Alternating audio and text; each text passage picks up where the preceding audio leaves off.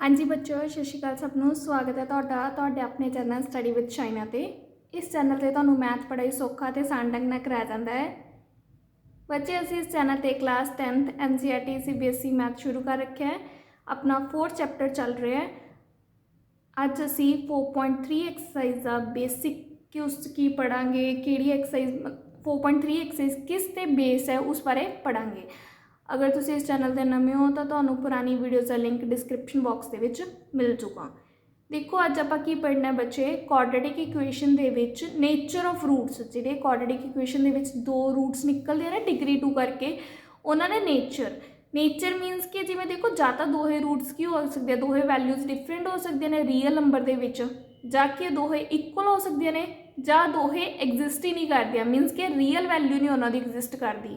ठीक है बच्चे, देखो क्वाड्रेटिक इक्वेशन की है ax² plus bx plus c is equal to 0 होंदा है। इहदा रूट कड्ढण दा फॉर्मूला एक ये भी है -b plus minus √b² minus 4ac by 2a। ठीक है, b की है coefficient of x, c constant term, a की है कोफिशिएंट ऑफ x²। हुण देखो ये फॉर्मूले तो किवें पता लगता है बच्चे नेचर ऑफ रूट्स।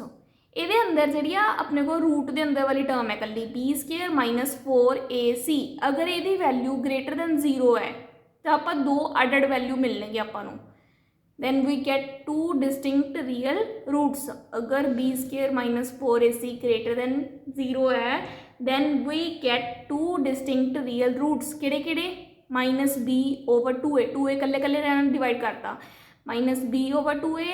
एक बार प्लस रख लिया बचाले बच्चे, प्लस से माइनस का मतलब दोहे वैल्यूज नाल देखना है। एक बार प्लस रख के b² minus 4ac by 2a आ गया, एक बार बचाले माइनस रख के आ गया, तो दो डिफरेंट हो गए ना अपने को रूट्स।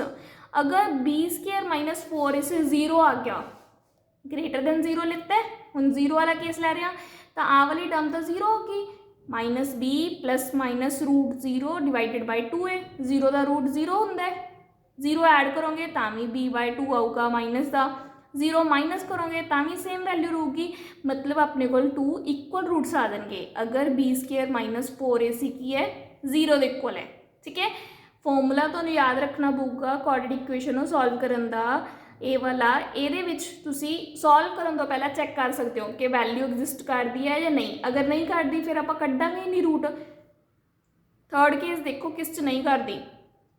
अगर b² minus 4ac lace than 0 आ गया, मतलब लैस दैन 0 का मतलब नेगेटिव वैल्यू, रूट के अंदर नेगेटिव वैल्यू -√2 सॉल्व कर सकते हो, वैल्यू आऊगी कुछ नहीं। ये वैल्यू रियल नंबर के सॉल्व ही नहीं होंगी बच्चे, ये इमेजनरी नंबर के भाग जाती है अपने को। ठीक है, तो नो रियल रूट्स। अगर तुम पहली चेक करके देख लिया कि वह b² माइनस 4ac की वैल्यू लैस दैन 0 आ रही है, तो रूट कड्ढण की लड़ ही नहीं, क्योंकि नो रियल रूट एग्जिस्ट कर रहे हैं, मतलब कुछ है ही नहीं गा रियल रूट्स के विच।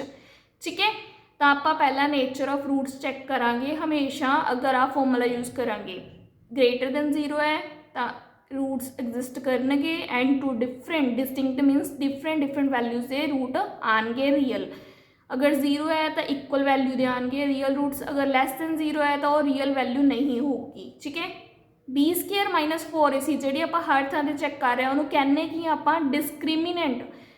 b² माइनस 4ac की कहेंगे is called a discriminant of the quadratic equation ax² plus bx plus c is equal to 0। Discriminant मतलब कि अड करके दस देगा कि रूट्स किस टाइप देने अपने को, रियल रूट्स ने, इक्वल रूट्स ने या नो रियल रूट्स है। ठीक है, समझ गए बच्चे।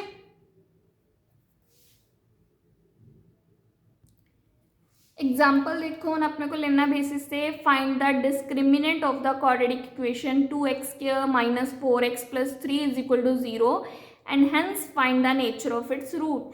Discriminant and nature of roots कड्ढण क्या है बच्चे, पहला देखो कंपेयर किया। अगर आप equation given equation ax² plus bx plus c is equal to 0 नाल a की वैल्यू 2 आ गई, b की वैल्यू -4, c की वैल्यू 3।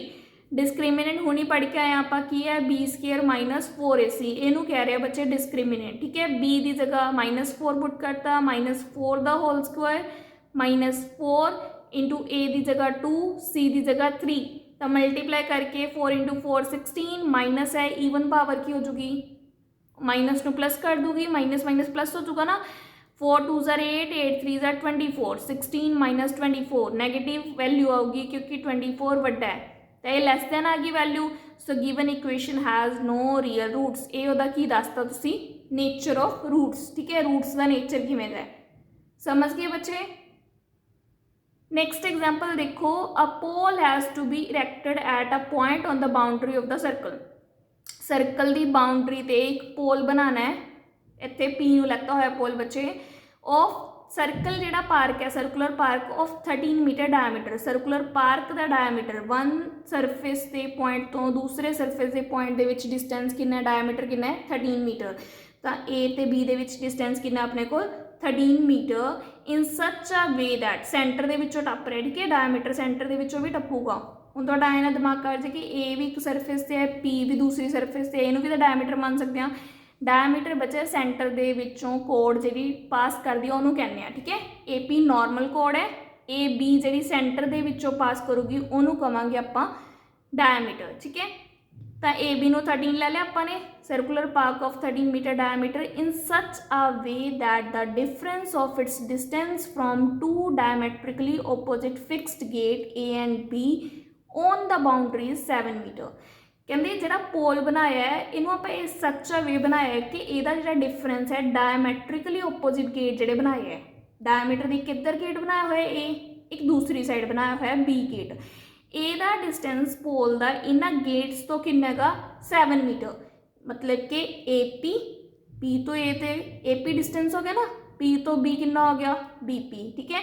उन्होंने डिफरेंस किन्ना बचे 7 metre. Difference of pole from the diametrically जी ओपोजिट गेट्स है A B on its boundary is 7 metre. समझ गए लाइन की है, एक पोल बनाना सी सर्कुलर पार्क की बाउंड्री ते। सर्कुलर पार्क किहड़ा है जिहदा डायमीटर कितना है 13 मीटर, तो वो डायमीटर के ओपोजिट जोड़े अपने को डायगनली उन्होंने की किया होएगा ए ते बी गेट्स दिते हुए ने नेम, ए भावें उपर दे लो बी नीचे दे लो, नेम दिते हुए, ठीक है, अपने को। तो डिफरेंस कितना पोल का इन्होंने दोहां गेट्स तो 7 metre. It is possible to do so. उन्हें सिचुएशन तो दस दी बनानी हैगी पॉसीबल, कहते if yes at what distance from the two gate should be the pole erected, किहड़े डिस्टेंस से फिर आप पोल नूं बनाइए, ठीक है, मतलब कि एक डिस्टेंस कड्डोगे फिर दूसरा अपने आप आ जाऊगा, ठीक है। हुण देखो पी की ले लिया, पोल ले लिया, लोकेशन ऑफ पोल लैट कर लिया, एक डिस्टेंस आपको दो डिफरेंस कहे हुए हैं ना, A P minus B P is equal to 7, A P भी नहीं पता बी पी भी नहीं पता, तो एक बारी बी पी नूं लैट कर लिया एक्स मीटर। अगर बी पी एक्स है तो एक्स उधर जाके प्लस हो जूगी, ए पी कितना आ गया 7 प्लस एक्स आ गया, क्योंकि जो देखो एक 7 प्लस एक्स है एक एक्स है, दोनों माइनस करांगे तो 7 मीटर ही बन जूगा ना। डिफरेंस अपना ही कहेगा कि डिफरेंस कितना बाउंड्री का जोड़ा है अपने को, difference of the distance to diametrically opposite fixed gate वो कितना है 7 मीटर, तो 7 मीटर डिफरेंस आ रहा है, समझ गए बच्चे। तो कितना आ गया 7 प्लस एक्स, आ कितना आ गया एक्स। हुण देखो ये राइट एंगल ट्रायंगल है ए पी बी, पोल सीधा स्ट्रेट खड़ा होगा तो 90 डिग्री का एंगल बनाऊगा पी ते, तो hypotenuse the square, Pythagoras theorem लगा लिया अपन इत्थे इस ट्रायंगल च, hypotenuse the square plus b the square plus P the square, ये दो तिने की हो गया, दो है डिफरेंस इक्वल हो गए। Hypotenuse the square is equal to sum of base square plus perpendicular the square, ठीक है। तो हाइपोटेन्यूज की है ए बी, बेस कितना है ए पी, परपेंडिकुलर कितना है बी पी। ए बी की वैल्यू कितनी आ रही है बच्चे 13, ए पी की कितनी आ रही है अपने को 7 प्लस एक्स, बी पी की कितनी लैट की हुई सी अपन ने एक्स, तो एक इक्वेशन बन गई है 13 square is equal to 7 plus x the whole square plus x square. समझ गए ना बच्चे, 13 the square is equal to x square plus 7 plus x whole square है। 13 द स्क्वायर कितना हो गया बच्चे 169, x square as it is, इतने आइडेंटिटी लग गई a plus b the whole square वाली, a square mean 7 the square 49, b square x square 2ab 2 into 7 into x 14x। Solve करांगे x square 2x square 14x as it is 169, इधर आके की हो गया बच्चे minus 49 minus 169, right side minus हो गए तो किन्ने आ गया अपने को माइनस से 120, 169 बड़ा है ना अपने को, तो माइनस का होगा आंसर, तो इक्वल टू 0 आ गया क्योंकि लैफ्ट साइड कुछ बचा नहीं। x2 कॉमन कटता बच्चे, फिर हर एक दे विच 2 पे है, x² 7x minus 60 is equal to क्या आ गया 0। 2 नाल डिवाइड करता कि आपां नूं वैल्यू कैलकुलेट करनी ईजी हो जूगी। ठीक है, छोटा कर लिया करो, अगर सारिਆਂ ਦੇ ਵਿੱਚ ਪਿਆ ਹੁੰਦਾ कॉमन फैक्टर तो ਉਹਦੇ ਨਾਲ डिवाइड कर दिया करो। ਹੁਣ कंपेयर किया x² the coefficient a the value कितनी है 1, x ਦੇ ਕੋਐਫੀਸ਼ੀਐਂਟ b ਦੀ वैल्यू 7, कॉन्स्टेंट टर्म c कितनी है -60। मैं तुहानूं क्या पहला सॉल्व करने तो पहला डिस्क्रिमिनेंट चेक करो, b² -4ac वैल्यू निकलती है कि नहीं निकलती। तो b² कितना है 7² -4ac 4 × 1 × -60 सॉल्व करके बचे 49 माइनस माइनस प्लस 240 289 आ गया। एक ग्रेटर दैन 0 है मतलब रियल रूट्स हैगे एंड पॉसिबल है to erect the pole on the boundary of the park. Is it possible पूछा सी ना अपने को, तो अगर वैल्यू रियल रूट आ रहे एग्जिस्ट कर रहे हैं तो पॉसिबल ही है अपने को बाउंड्री पे पार्क बनाना, इरेक्ट करना पोल। ठीक है, फिर आप सॉल्व करांगे। एक्स किमें कैलकुलेट कर सकते हैं न्यू फॉर्मूले के according -b plus minus √b² -4ac by 2a -7 b की जगह क्योंकि b प्लस का 7 सी मूरे माइनस आ गया प्लस माइनस b² -4ac की वैल्यू बचे आप पहले ही कैलकुलेट कर चुके 289 बाय 2 × a मतलब 1। 289 का रूट बचे कि 17। 289 कितों बनता है 17 × 17 तो 2 बारी 17 है तो रूट के अंदर एक टाइम आप बाहर कढ़ देने होंगे ना, तो 289 का रूट कितना आ गया 17। एक बारी माइनस लैके सॉल्व कर ली वैल्यू, एक बारी प्लस लैके जो माइनस लैती तो माइनस माइनस प्लस हो गया 17 - 7 -24/2 माइनस से 12 आ गया कट के माइनस प्लस माइनस हो गया 17 - 7 10 10/2 5। तो एक्स की सी बचे डिस्टेंस सी का पोल दा फ्रॉम गेट बी ये लगता सी ना अपने, तो डिस्टेंस हमेशा की होंगे बचे पॉजिटिव, तो नैगेटिव वाली वैल्यू रिजेक्ट होगी। एक्स की एक्चुअल वैल्यू क्या आ गई 5 मीटर। अगर एक्स 5 मीटर आ गया तो दूसरा डिस्टेंस कितना आ गया अपने को बचे 7 माइनस ही ना अपने को 7 + x कर गया अपने को आ गया सी AP। अगर AP भी दसिया होंगे तो x + 7 आ जाता तो कितना आ गया बच्चे अपने को 12 मीटर। 5 + 7 = 12 मीटर। ठीक है, तो AP कितना आ गया 12 मीटर, BP कितना आ गया 5 metre. Thus the pole has to be erected on the boundary of park at a distance of 5 meter from the gate B। B तो कितना है BP distance 5 metre and gate A तो AP distance कितना है 12 metre. समझ के बच्चे question किमें सीखा, डायग्राम भी तुसी आप बनानी है ता करके तो मैं पूरी स्टेटमेंट चंगी तरह समझा रही सी। नेक्स्ट है दी लास्ट एग्जाम्पल देखो, find the discriminant of the equation 3x² - 2x + 1/3 = 0 and hence find the nature of its root, find them if they are real. ठीक है, कहते पहला डिस्क्रिमिनेंट फाइंड करना है, nature of roots, nature of root के 3 point सी या तो real होंगे या इक्वल होंगे या कि नॉन रियल। अगर रियल ने इक्वल या डिस्टिंक्ट कुछ नहीं किया, अगर रियल ने पहले 2 पॉइंट अपने को सैटिस्फाई हो रहे हैं अपने को जाता डिस्टिंक्ट आ जाए या इक्वल आ जाए तो आप उन्होंने कैलकुलेट करांगे। ठीक है, देखो पहला कंपेयर करके ए की वैल्यू कितनी आ गई 3, बी की वैल्यू -2 क्वाड्रेटिक इक्वेशन के नाल ax² + bx + c होंगे ना बच्चे, ए की जगह 3 है, बी की जगह -2, सी की जगह 1/3।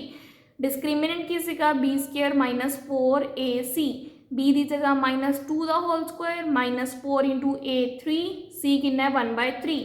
3 नाल 3 कैंसल आउट, 2 द स्क्वायर 4 -4 × 1 = 4, 4 - 4 0 आ गया, 0 आ गया डिस्क्रिमिनेंट तक। Given quadratic equation has 2 equal real roots, real roots हैगे ने बट केड़े ने इक्वल वाले।